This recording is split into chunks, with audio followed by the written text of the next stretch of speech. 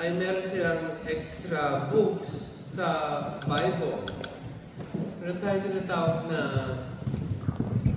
Deuteronomicals. Napakinggan niyo na ba kung ano yung Deuteronomicals? Ang book natin as believers is composed of 66 books. Kung nakakita na po kayo ng Bible ng Roman Catholic, it's more. Diba? May sobrang 15 books. Yung sobrang 15 books na yun, tinatawag natin Deuteronomicals. Sabihin nyo nga, Deuteronomicals. Yung Deuteronomicals are written no intertestamental period, merong 300 years from the time of Malachi hanggang sa panahon ni John the Baptist na yung tinatawag natin 300 silent years. Pag sinabi natin 300 silent years, may panahon na hindi nagsalita ang Diyos through the prophet. Hindi nagpakita ang Diyos ng vision. Hindi nagpakita ng dream ang Diyos sa mga tao. God was completely silent while He was preparing the way of Jesus Christ. Ngayon, ang point natin dito dahil ito yung ating topic is signs of second coming. Itatouch ko lang siya ng light. I'll cover around 5 verses. Pero bago ko mag-umpisa doon, ay dito sa ano na yung books na tawag ko doon? Deuteronomicals. Yung mga Deuteronomicals na yan ay nagsusulat din ng mga future stuff, yung mga belief ng mga Hudyo kung anong mangyayari in the future. Diba? Meron tayong eschatology. Sabihin nyo nga eschatology. Ang ibig sabihin ng eschatology, eschaton, tapos logos. Ibig sabihin ng eschaton is end times. Logos is study or word. Kaya, study about end times. Diba? Yung mangyayari saan sa hinaharap, in the future. Hindi ngayon, kundi in the future. Pero ang mga Hudyo, sinulat din nila yung kanilang mga doctrine sa iba-ibang books sa Deuteronomical. At sa bigyan niyo ako ng konting panahon, gusto kong i-platag sa inyo yung belief ng mga Hudyo sa panahon ni Jesus Christ kung anong mangyayari in the future. Ang una, sinulat ko dito sa aking papel, ang unang mangyayari sa kanila ay magkakaroon ng tribulation, magkakaroon ng paghihirap sa buong mundo. At naniniwala sila na pagkaroon ng kanilang paghihirap ay merong dadating na herald. Sabihin nyo nga herald. Maraming paghirap sa ibang ng mundo, tapos merong isang herald, may magsasabi na darating na ang kaharian ng Diyos. Darating na ang Messiah. Diba? Darating na ang Messiah. Una, magkakaroon ng paghihirap. Pangalawa ay magkakaroon ng herald na magpapangaral na may Messiah na dadating. Tapos, pagkatapos ng Messiah na dadating, anong susunod? Dadating ang Messiah. Diba? Pagka dumating daw ang Messiah sa earth, magkakaroon ng war. Lahat ng mga Gentile nations will fight against the Messiah. Ayaw nila ng Messiah, kaya they'll fight against the Messiah. Ang susunod noon ay magkakaroon ng total chaos, total destruction of the nations. Ibig sabihin, mananalo ang Messiah o hindi? Mananalo ang Messiah. Tapos, susunod, pag nanalo ng Messiah, ay magkakaroon, i-rebuild niya, pagagandahin niya ang Jerusalem. Magkakaroon ng New Jerusalem. Tapos ang susunod, pag meron ng bagong Jerusalem, igagather niya lahat ng mga Hudyo sa Eretz Israel. Diba? Nagkalat ang mga Hudyo, may bago ng Jerusalem. Prepare niya ang bagong. Tapos dadalhin niya daw ang mga Hudyo from all the corners of the earth, 4 corners of the earth, pabalik sa Israel. Susunod ay magkakaroon ng ang magiging center ng buong mundo ay Eretz Israel. Diba? Maliwanag ba? Nasusundan niyo pa ba ako? Ang magiging center ng buong mundo ay Eretz Israel. Tapos, pagkatapos magka-center ng buong mundo ang Eretz Israel, doon pa lang magkakaroon ng new age of eternal glory. Pag titignan natin yung kanilang belief, di ba, systematize sila, hindi katulad ng mga Christians. Ang mga Christians, kasi di ba natin alam kung as a pastor, hindi natin alam, hindi tayo sure kung anong mauna. Alam niyo ba kung anong mauna? Pero sa kanila, doon sa mga writings, especially in the Testament period of books, ay meron ng seder, o meron ng order. Oo, meron ng order ng pangyayari. Kaya kung ma-imagine ninyo, ang tingin ng mga disciples noon, si Jesus na ang Messiah, di ba? Nagkaroon ng tribulation, paghirap dahil hindi ang mga Hudyo ang nagre-reign sa panahon ni Jesus dito sa earth. Sino ang nagre-reign dito sa Israel? Romans. Naalala niyo ba? Sa panahon ni Jesus, Romans ang naghahawak ng kaya may paghihirap. Tapos, may herald. Sino si herald? Panahon ni Jesus, sino dumating na herald na magbabalita? John the Baptist. Dumating si John the Baptist, sabi niya, dadating na ang kaharian ng Diyos, di ba? At dumating nga si Jesus. Dumating yung Messiah, di ba? May problema po sa susunod. Dahil ang susunod ay war. Sabi na mga Hudyo, magkakaroon ng war. Pero nung si Jesus ay dumating, meron bang war? Walang war. Ang Messiah ay nagpapagaling. Nakita ng mga Hudyo na si Jesus at mga disciples na si Jesus ay tunay na Messiah dahil meron siyang special powers na hindi katulad ng mga tao. Aliwanag ba? Kaya lang, ang susunod sa kanilang eschatology ay hindi war. Ang susunod, pagkatapos si Jesus ay magpapagaling, palagay ninyo, ano mangyayari pagkatapos si Jesus ay magpapagaling? Ano mangyayari pagkatapos na si Jesus ay magpapagaling?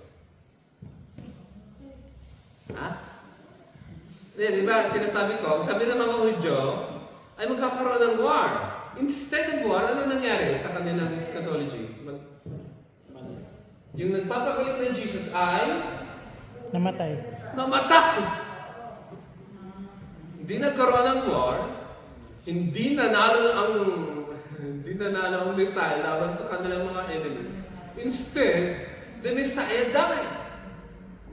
Represented si Judas, mga kapatid, dahil sabi ni, meron isang pastor, sabi ni Jesse Duplantis, sabi ni Pastor Jesse, akala ni Judas ay paghuhulihin ng mga servants ng mga Roman soldiers si Jesus, ay parang i-escape lang siyang parang, naalala niyo pa ba na naghuhulihin siya ng mga Pharisees at gagawin siyang king ay parang umiwas lang siya, parang walang nangyari. Nandito pa ba kayo o malayo ng utak niyo? Amen. Nandito ba kayo? Amen. Nandito kaya, no? Very frustrating kung ikaw ang Jewish sa panahon na yon at hinihintay mong magkaroon ng war at mananalo ang Messiah laban sa inyong mga kalaban, ang Messiah namatay. Ito. Ang kanilang background ng kanilang eschatology ay very ordered. Kaya, I think mga Christians learn from that incident na we're not supposed to put the date, sabi ni Jesus kasi. Tapos, we're not supposed to do an order. Ito, bigyan ko kayo ng isang classic example. Bago magkaroon ng second coming, bago dadating si Jesus, question. Bago dadating si Jesus, anong unang dapat mangyayari bago dadating si Jesus?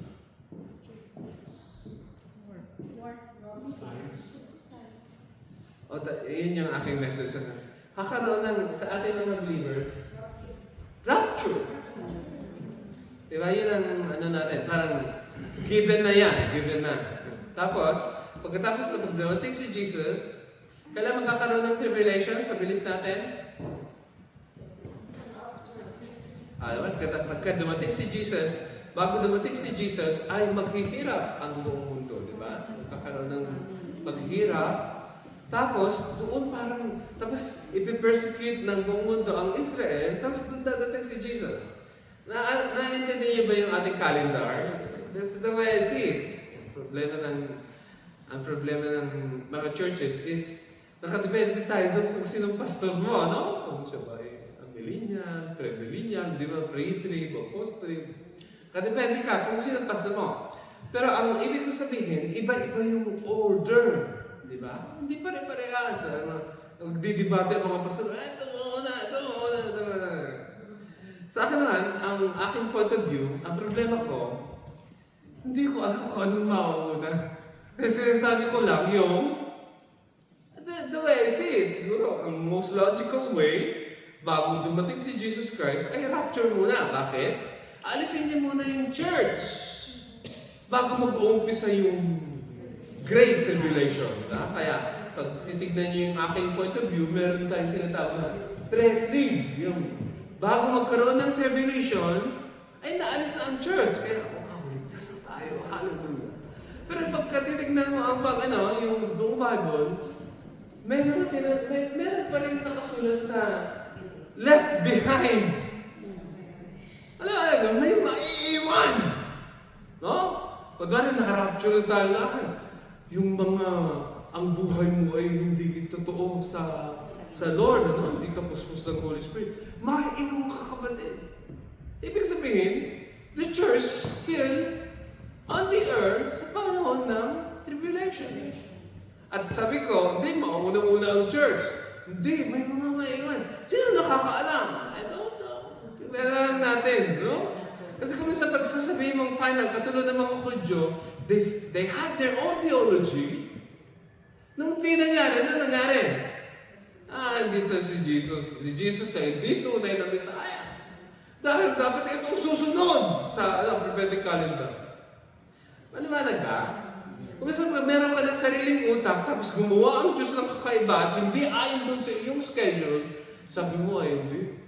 Mali. Kunwari sabi ko, di ba? Ang hinihintay ko ng war, anong hinihintay ko after the war, during the war, itong war? Anong hinihintay ko? Hindi na ba kayo last Saturday? Anong hinihintay ko during this war? Magkakaroon ng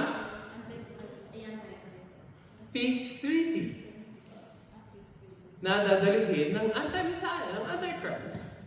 I firmly believe that. Kaya hinihintay ko yung pangyayari. Sino kaya ang mag-rise up at magre-reconcile sa Palestinian at mga Jew? Yun ang nasa utak ko. Dahil sa akin, that's the way my eschatology goes. Question. You think yun ang mangyayari? Possible, pero not 100% sure. Ano ba? You can all guess what would happen, pero pag dating noon, hindi mo alam. Baka hindi pa rin pala. No? Wala palang frustrating. Mali si Pastor. Diba? You can always say what you want, pero yung reality na pag mangyayari na, we can never know. Nandito pa ba kayo? Kaya bawal manghula. No? Bawal yung, siguro, yun. O yung sasabihin mo with finality na, ang pagdating ni Jesus ay October 7, 2025. Di ba? Dahil yun yung parang Holocaust ng Israel. Doon din siya babalik anniversary ng pag-kidnap ng mga Hamas ng mga Meron palaging error pag meron kang sariling prophetic calendar. At ang pinaka-safe sa mga pastors to do is, ito sabi ng Bible, magkakaroon na ganito, pero yung sequence ay hindi ko. Dahil nakasunod naman sa Bible, ano? Kaya lang hindi naman sinabi ng Book of Revelation na ang revelation ang susundin ng Diyos na order. Nakasunod na yun? Hindi. Parang iniwan ng Diyos tayo sa area na walang order. Ito mangyayari lahat, pero hindi mo alam kung anong mauuna sa isa, sa dalawa. Are you all here? Ito yung context ng mga disciples nung si Jesus ay nagturo ng Matthew 24. Yung Matthew 24 ay tinatawag din sa ng mga Bible scholars na Olivet Discourse. Ibig sabihin, pinreach ni Jesus yan sa Mount of Olives, di ba? Mount of Olives dahil kung mapapansin niyo mamaya, overlooking yung Alameda, yung Betamaid Dash, from doon sa place. Hindi ko alam yung place na yun. Dominus Plebit. Sino nakapunta rin sa Dominus Plebit? Dominus Plebit is the place where Jesus cried, "Oh, Jerusalem, Jerusalem, I wanted to gather you, like a hen gathers her cheeks under your wings, but you wouldn't." Sino nakapunta doon? Oo, nakapunta. Dahil sa Mount of Olives, diba? Bago ka pumunta ng Garden of Gethsemane, meron doong stopping place. At kitang-kita mo yung buong old city pag nandun ka sa Dominus Plebit. Sinong nakapunta na? Mantel, kapapsat. Taga-Israel ba kayo? Parang hindi kayo taga-Israel. Kaka-part-time niya, nagsayang-sig ka mapunta sa mga place. Dominus Plebit. Meron, di ba ito ang Mount of Olives sa taas, 7 arches, tapos nandito yung Garden of Gethsemane.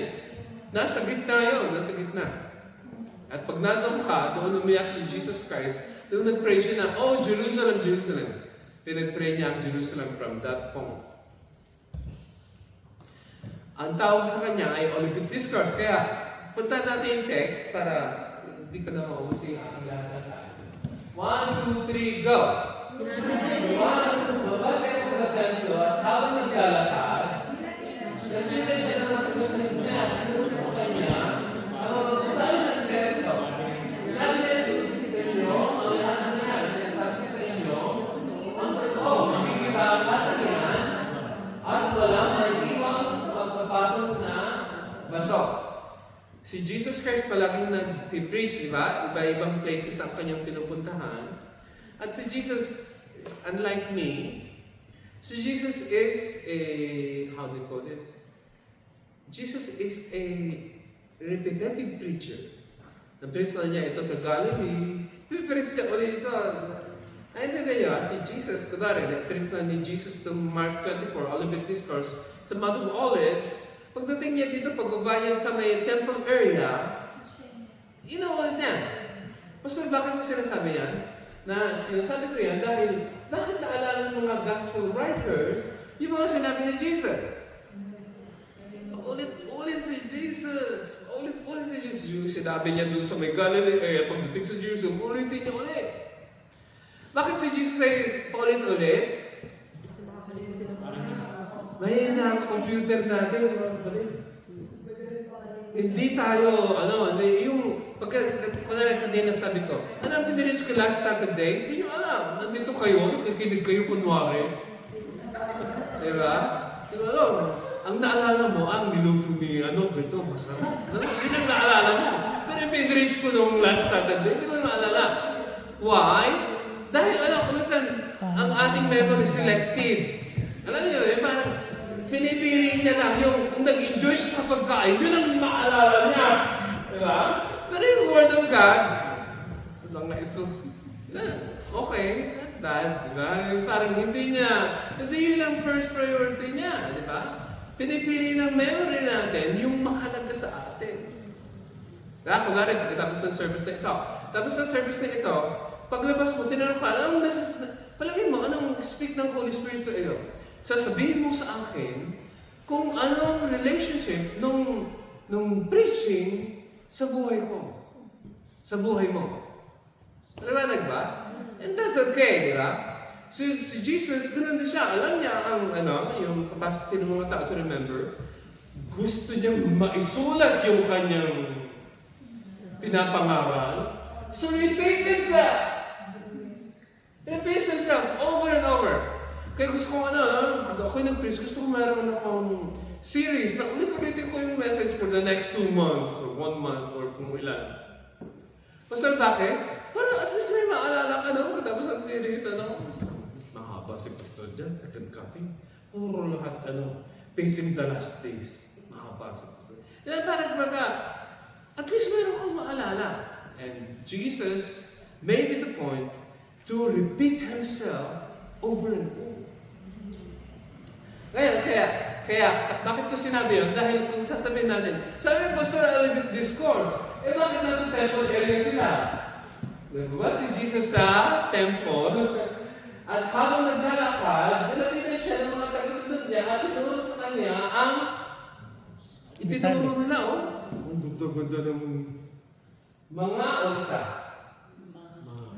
Oo, di ba? Mayroong, hindi lang naman isang edifice ng temple, di ba? May mga temple courts, di ba? May Gentile, may women's court, may Gentiles court, iba-iba naman ang structure ng temple. Suggest kung meron kayong time, ay search mo, ano ang itsura ng second temple.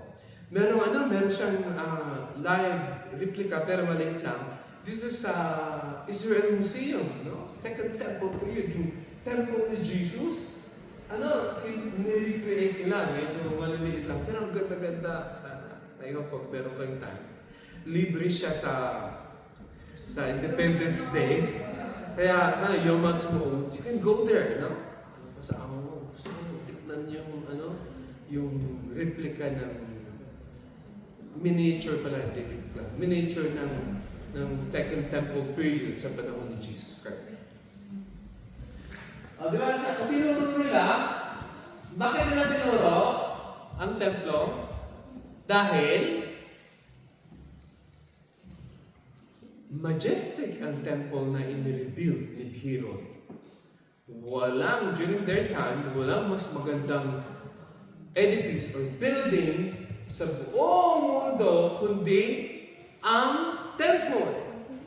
Di ba? Maliit lang yung temple sa panahon ng mga nag-aliya, di ba? Na-destroy yung temple ng 586 BC, tapos nung nag-aliya sila after 70 years, nag-rebuild sila, pangit. Tapos, nung si King Herod na, started building ng 5 BC, or minus 40 pala, dahil 40 years. Started building ng 50 BC, diba? Hanggang sa panahon ni Jesus Christ, meron ng temple. Well, what am I trying to say? 10 BC, dahil 30 years old na si Jesus. Mahirap mag-math, no? Magdaling ang math, pagka-pera, alam mo kung magkano ang Pero pag ito, pagkaganyan, mahirap mag-compute, no? Basta yun na yan, Ngayon, tingnan nyo ang lahat ng yan. Sabi ni Jesus, nakita nyo yung mga buildings na yan?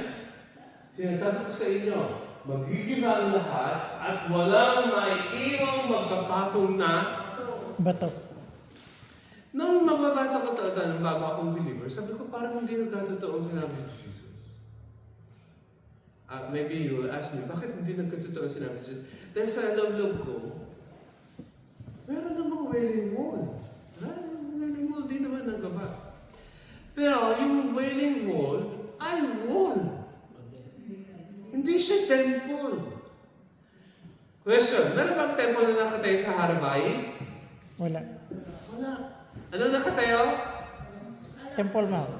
Ang tawag ko doon ay Kipat Sahab. Golden Dome. No? Meron tayong Kipat Barcel. Tapos yung Kipat Sahab. Yung bilog na yung gawa ng Jordania. Yan, sabi niya, walang magkapatong na bato. Ang question ko is, nagkatotoo ba sa Jesus walang magkapatong na bato? On top of the others? Walang natitirang building sa panahon ni Jesus Christ. Sa panahon natin ngayon, wala. As in, zero. Punta tayo sa verse 3 and 4. 1, 2, 3, go. Habang lumapit sa kanya ang mga kapatid niya, nang sabi niya, sinabi nila, sabi niyo sa amin kung kailan nangyayari sinasabi ninyo. Ano po ang kalagyan ng ulit niyang pagbalikaw ng pagkabisa ng mundo? Verse 4. Kung si Jesus mag-iwan kayo, kung mag-ibig kayo, wala naman. Balik tayo sa verse 1. Balik na tayo natin. Dito ay, hindi pa nag-umpisa yung Olivet Discourse, di ba? Tama ba ako? Galing sila sa temple, at sabi ni Jesus, walang matitira sa temple na yan, yung mga buildings na yan. Hindi lang yung temple ang tinungkol niya, pati yung mga buildings na. Sa verse 3 ay, sa verse 3 ay, habang nakaupo si Jesus sa isang lugar parang biglang nag-transport sila, no? Ano ibig sabihin na? They came from the temple, and then they climbed up the hill. Talaga, hindi yung magic, no? Parang, kasi hindi naman detailed ang mga gospel writers. Parang ibang place na. Kanina, nasa temple. Ngayon, ibig sabihin, may time, may period na, hindi na naisulat ni Matthew, na naglakad sila from temple, papunta from the Temple Mount, papunta ng Mount of Olives. Paliwanag ba? Kasi nandun na sila kaagad. Sabihin ng pling, nandun na sila kaagad. No. Hindi ganun yun. Naglalakad si Jesus. At sabi niya, sabi niya ng mga alagad, sabihin mo sa amin kung kailan nangyayari ang sinabi niyo. Ano yung tinutukoy nilang sinabi niyo? Yung magigiba yung temple, di ba?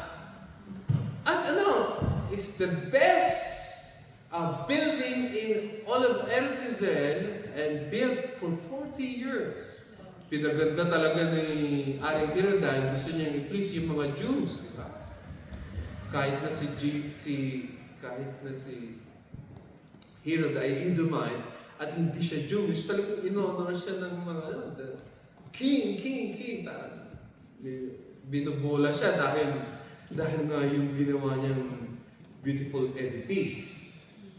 Ngayon, hindi lang tinatala nila na kung anong mangyayari kailan mangyayari yung pagkawasak ng temple. Dahil anong isip nila pag mawawasak yung temple, ito ay,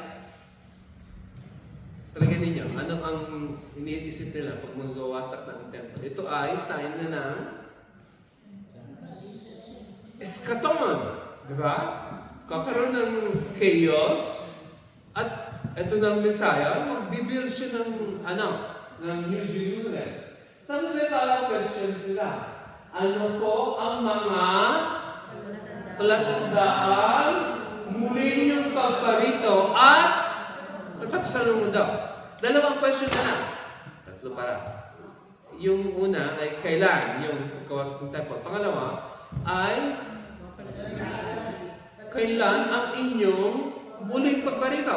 Ibig sabihin, Jesus already told his disciples that after I am resurrected from the dead, I'll go back to my Father. Sinabi ba ni Jesus yun? Sinabi niya, alam na, kailan po ang muling pagparito niyo? Aalis kayo, kailan kayo babalik? Kaya ibig sabihin, si Jesus nagsabi ng, babalik ako. Amen ba? Alam na mga alagay niyo, babalik ako. Kailan po yung pagparito? At anong pangatlong question niya? Kailan ang end of the age? Kailan ang end of the world? Meron silang concept na matatapos itong world na ito at i-establish ng Messiah ang yung tinatawag nating New World. Talaga? Papalitan niya itong present world na ito at mag-establish siya ng bagong world. Hindi na ito katulad ng ngayon. Kundi mag-isa.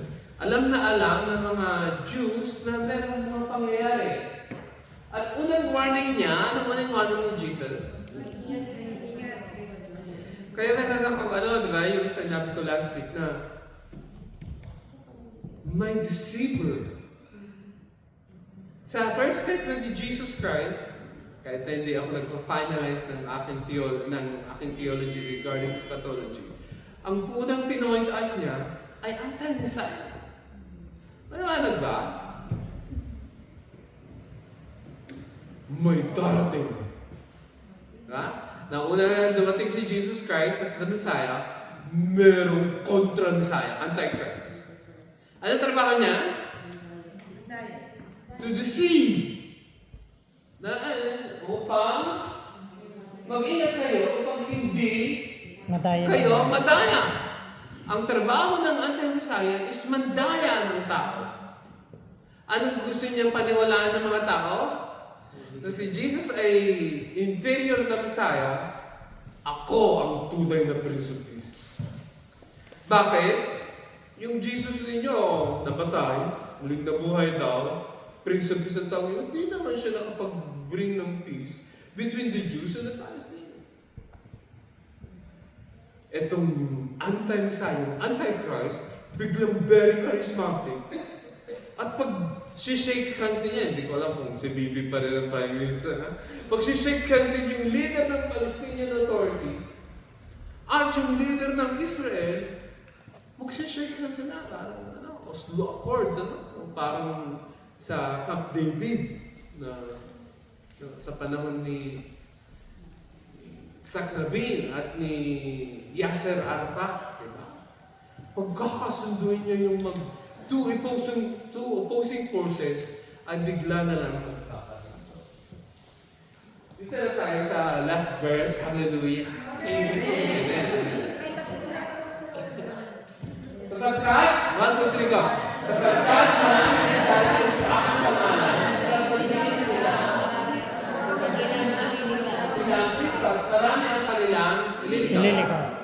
Diba sabi ko last week ay merong isang antichrist. Napansin niyo ba yun?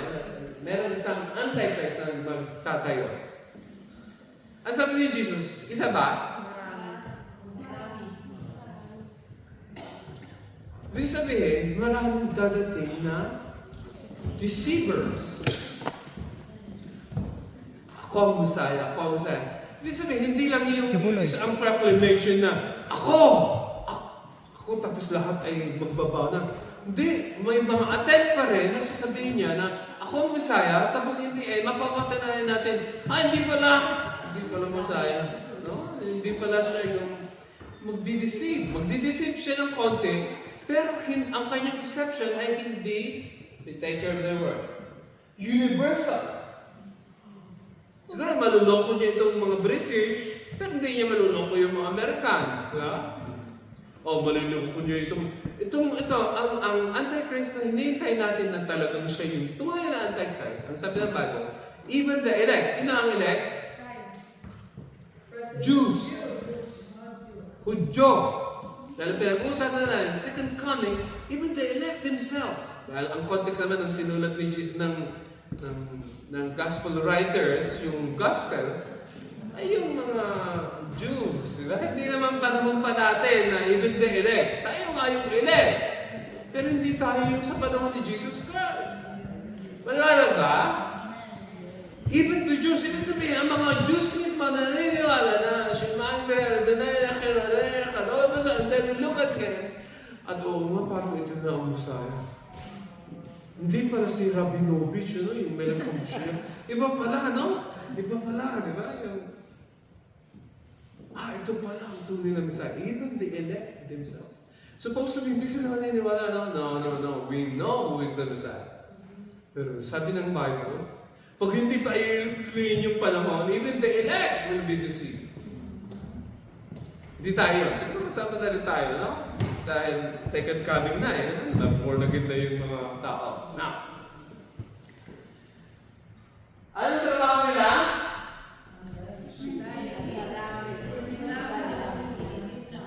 Diba? Yung ikaw, kapatid ko, ikaw ay ililigaw mo yung mga tao, di ba?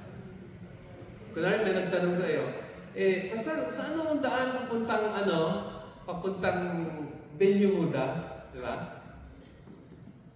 Saan ang daan papuntang Ben Yehuda? Kalsada. Diyan, di ba? Pag nandito ka, nasaan Ben Yehuda? Doon, di ba? Doon, di ba? Kunwari yung pinagtanungan si Pastor Alan, sabi niya, Pastor, saan mo ang daan? Tapos tinuro ko doon, papuntang Strauss. Ano yung ibig sabihin naman? Ako ay Nandaya. nanliligaw. Nililigaw mo yung mga tao. Maliwanag ba, mga kapatid? Ililigaw ka niya. Para kayo makapunta dapat sa tamang daan, nakapunta ka tuloy sa maling daan. Ayan ang trabaho ng mga, dito sa context na ito, Mandiling lang. mga manliligaw, mga antichrist. Okay rin na, verse 4. Mag-ingat kayo upang hindi kayo madaya ni naman. Tapos, verse 5, kapagkat marami ang darating sa akin who will come in my name. Baka Yeshua mo din ang pangalan, Jesus din. They will come in my name. Sabihin nila ay, pinadala kami ng Messiah. O ako ang tunay ng Messiah. They'll use the word Messiah for themselves. Mag-ingat ka, no? Pag yung pastor o yung leader, sabi niya, ay ako ang tunay ng Messiah. Ha? Kaya, para sa akin, you can disagree with me. Gusto ang pastor yung pastor na nagsasabi siya na hindi siya nagtatago sa image. Kung ako'y magkakaroon ng pastor, gusto kong pastor na totoo.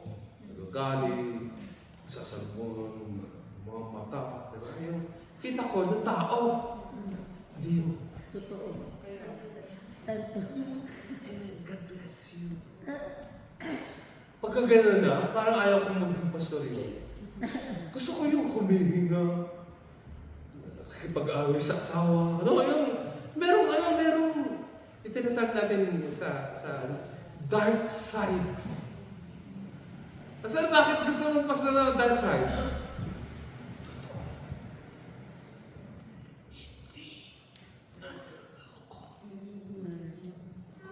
Bakit ang dami mga churches kung minsan naluloko nila yung kanilang mga congregation? They don't show their bad side.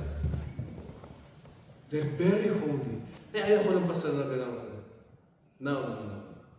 I'd rather choose somebody who fights against his wife, na nakakita ko yung kanyang mga weaknesses, at yung kanyang mga hindi niya kayang i-overcome sa buhay. Hallelujah. Yun ang tunay na tao. Yun ay hindi anti-Messiah. Amen lang, Amen. Amen. Takot ako sa mga kulit. Sabi ako sobrang balala ng pastor. Sabi ko, totoo ba ito? Ako ipipiki. Ang problema ko kasi, kaya hindi ko ino-open yung mga pulpit na ito sa ito. Ang hirap kong magtiwala. Dami ko na kasi nakilala mga peke. Kung gagaling, napapanganga ako eh. Kung mag-fasting for 2 days, parang tapos sa ubusan na nagdadrop. Naalala ko ng demonyo yun. Hindi kasi parang impress ka na, wow, grabe yung ginagawa niya sa Diyos. Tapos sa ubusan nakaparehas ko pala, nanapot ka ng siya. So nakakala ko noon. Kaya gusto ko yung mga totoong tao. Kaya kung minsan mga tayo, gusto ko kung wala ka sa church. Dahil dito sa mga Christian. Dahil pag wala ka sa church, kita ko kung sino ka, kapatid. At totoo ito. Hindi peke. No? Talagang mahal. Pero pag nasa church ka, banal mo kaya kapatid. Nyaman ka. Hindi ka makabasa ng pinggan. Hindi ka nasigaw. Parang dami mong no?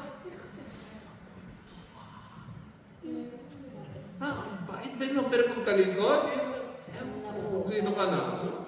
Sa plan, sa workplace, kaya mo kung lukuhin na pag nandito ka di ba? Naka-smile ka, very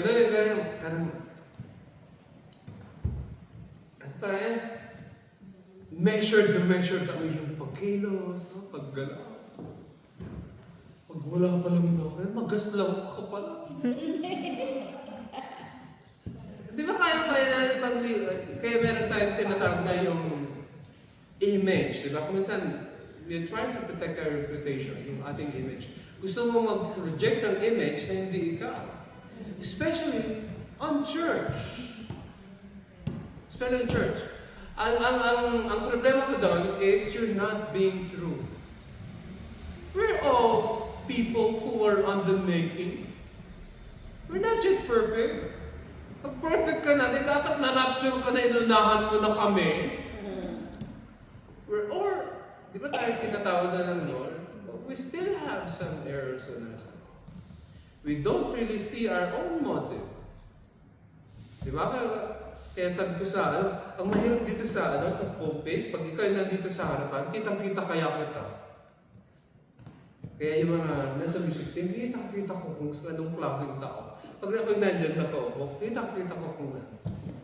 Ito'y nagtutugtog para kay Jesus, o nagtutugtog para kung gusto mo pasikat. I could see motives. And I think you can see it also. Diba? Kung naging totoo yung isang tao, plastic.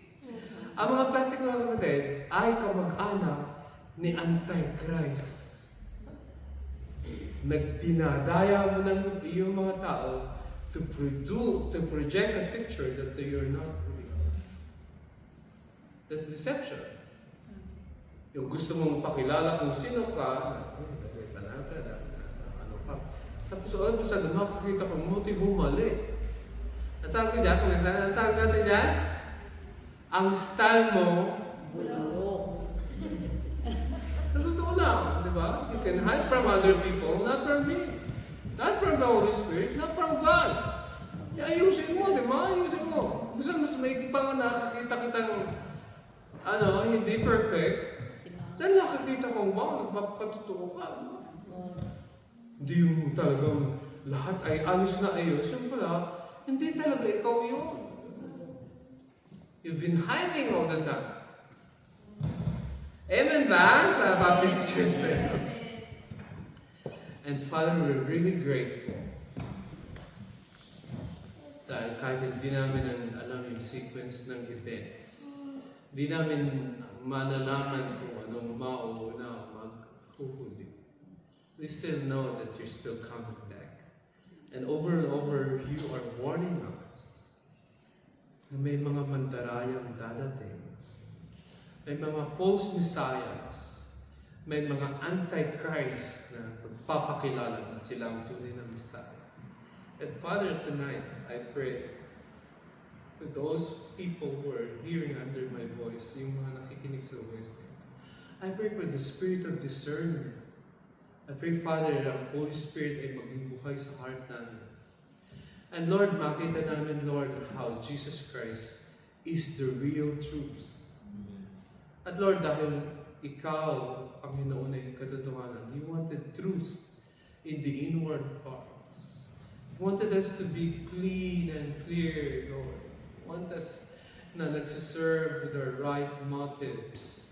Na Lord, ang aming isip, ang aming main motivation is to please the Master. Not to show up. Not to display our own talents or whatever, Lord. But the Lord, to please our own Master and to love you. Na ang purpose, Lord, na kaya kami nagpupuyat, at purpose, Lord, kung bakit namin ginagawa yung ginagawa namin, is because we really love you. We really love you because you died for us. You loved us. When we were unworthy, when we were dirty, when we were sinners, you died for us and gave us eternal life. Lord, and allow this message, Lord, to put our hearts into heart-searching moment. Makita namin, Panginoon, kung sino kami in your presence. Makita namin, Lord, kung ano yung mga error pa rin sa buhay namin. And sabi, katulad ng sabi ni David, lead us into the way everlasting. Search me, O God, and know my heart. Try me and know my thoughts. And see if there be any wicked way within me. And lead me in the way everlasting. Huwag kaming maging hypocrite, huwag kaming maging double-faced. We become true believers of Jesus Christ. At talagang in love kay Jesus. Hindi in love sa popularity, sa image, kundi in love sa aming Master na namatay sa amin. At muling nabuhay upang kami bigyan ng bago.